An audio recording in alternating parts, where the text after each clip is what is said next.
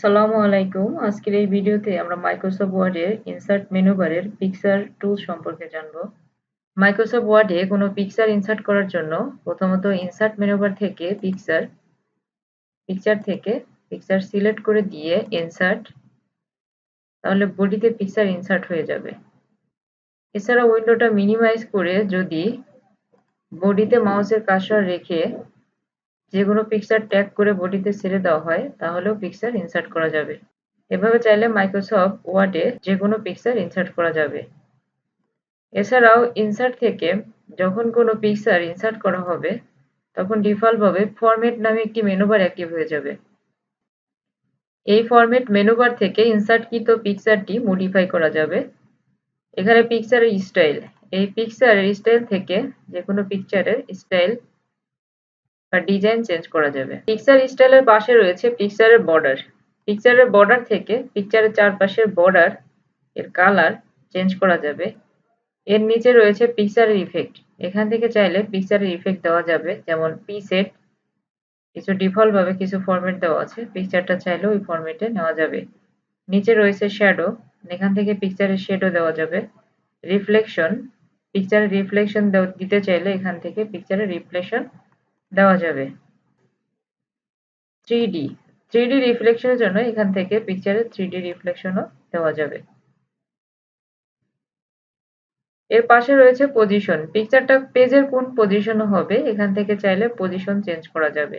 পজিশনের পাশে রয়েছে র‍্যাপ। র‍্যাপ টেক্সট থেকে এই পিকচারটা এই টেক্সটের ভিতরে, লেফটে, রাইটে বা ইচ্ছা মতো মুভ করা যাবে। প্রথমত পিকচারটা সিলেক্ট করে যদি ইনলাইন উইথ টেক্সট, তাহলে পিকচারটা একদম টেক্সটের উপরে চলে যাবে। এটা মুভ করে আমাদের ইচ্ছা মতো পিকচারটা সেট করা যাবে টেক্সটের ভিতরে। এর পাশে রয়েছে রোটেট। পিকচারটা এখান থেকে রোটেট করা যাবে। রোটেট রাইট, রোটেট লেফট, এখান থেকে পিকচার ইচ্ছামতো রোটেট করা যাবে। এর পাশে রয়েছে ক্রপ। যদি পিকচারটা ক্রপ করার প্রয়োজন হয় তাহলে এখান থেকে চাইলে ক্রপ করা যাবে। এবং ক্রপের পাশে রয়েছে পিকচারের সাইজ, অর্থাৎ এই পিকচারটা এখান থেকে চাইলে ছোট বড় করা যাবে, হাইট ওয়েট, অথবা পিকচারটা সিলেক্ট করার পর এখান থেকে টেনে ধরেও ছোট বড় করা যাবে। এবং এখানে একটা লুপের মতো রয়েছে, এটা ধরেও চাইলে পিকচারটা রোটেট করা যাবে। পিকচার স্টাইলের বাম পাশে আরো কিছু রিবন রয়েছে, যেমন রিমুভ ব্যাকগ্রাউন্ড। কোনো পিকচারের ব্যাকগ্রাউন্ড রিমুভ করার জন্য রিমুভ ব্যাকগ্রাউন্ডে গিয়ে পিকচারের ব্যাকগ্রাউন্ডটা সিলেক্ট করে দিতে হবে যে কোন অংশের ব্যাকগ্রাউন্ডটা রিমুভ হবে। ব্যাকগ্রাউন্ড সিলেক্ট করে দেওয়ার পর এখান থেকে কিপ চেঞ্জ, তাহলে পিকচারের ব্যাকগ্রাউন্ড থাকবে না, শুধু পিকচারটুকু থাকবে। এছাড়াও এর পাশে রয়েছে কালার। এখান থেকে পিকচারের ডিফল্ট ভাবে কিছু কালার রয়েছে, পিকচারের কালার চেঞ্জ করা যাবে। এর পাশে রয়েছে কারেকশন, কারেকশন থেকে ব্রাইটনেস বৃদ্ধি করা যাবে।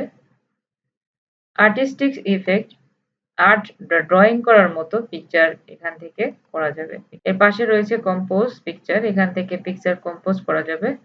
এবং চেঞ্জ পিকচার, পিকচার চেঞ্জ করার জন্য এখান থেকে পিকচার চেঞ্জ করা যাবে। রিসেট পিকচার, পূর্ব অবস্থায় ফিরে আসবে। পিকচারের লেআউট দেওয়ার জন্য পিকচার লেআউট থেকে যেকোনো একটা স্টাইল নেবার পর এখান থেকে পিকচারের নাম দিয়ে দেওয়া যাবে। যখন পিকচারে কোনো লেআউট ইনসার্ট করা হবে তখন ডিফল্ট ভাবে ফরম্যাট নামে একটা মেনু বার অ্যাক্টিভ হয়ে যাবে এবং এই মেনু বারের সাহায্যে এই লেআউটের যাবতীয় কাজ করা যাবে। পিকচারের পাশে রয়েছে অনলাইন পিকচার। অনলাইন থেকে পিকচার ইনসার্ট করা যাবে। তো ইনসার্ট থেকে এখানে দুই ধরনের শেপ রয়েছে। একটা হচ্ছে শেপ, যেগুলো ড্রয়িং করে নিতে হবে, জাস্ট সিলেক্ট করে এখান থেকে ড্রয়িং করার পর ওই শেপটা চলে আসবে এবং এই শেপের কালার চেঞ্জ বা ফরম্যাটিং এর যাবতীয় কাজ ফরম্যাটিং মেনু বার থেকে করা যাবে। এখান থেকে শেপ সিলেক্ট করার পর কালার চেঞ্জ, এছাড়া শেপের ফিল কেমন হবে, তারপর শেপের আউটলাইন, যেমন চারপাশে বর্ডার দিতে চাইলে এখান থেকে আউটলাইনের কাজগুলো করা যাবে। শেপ ইফেক্ট, এখান থেকে শেপের ভিন্ন ধরনের ইফেক্ট দেওয়া যাবে যেগুলো পিকচারেও রয়েছে সেম অ্যাজ। এবং ইনসার্ট মেনু বারের পরে শেপের পাশে রয়েছে স্মার্ট আর্ট। এখান থেকে ডকুমেন্টেশন তৈরি করার জন্য ভিন্ন ধরনের শেপের প্রয়োজন হবে, যেমন লিস্টিং, প্রসেস, তারপর সার্কেল। এখান থেকে যে কোনো একটা সিলেক্ট করে জাস্ট ইনসার্ট করে নিলেই ওই শেপটা চলে আসবে। এবং ওই শেপটা নিজের ইচ্ছা মতো মডিফাই করার জন্য এখানে ফরম্যাট নামে আরেকটা মেনু বার অ্যাক্টিভ হয়ে যাবে। এখান থেকে চাইলে এডিট করে আমাদের কাজের প্রয়োজনে আমরা ভিন্ন ধরনের শেপ ইউজ করতে পারি। এর পাশে রয়েছে চার্ট।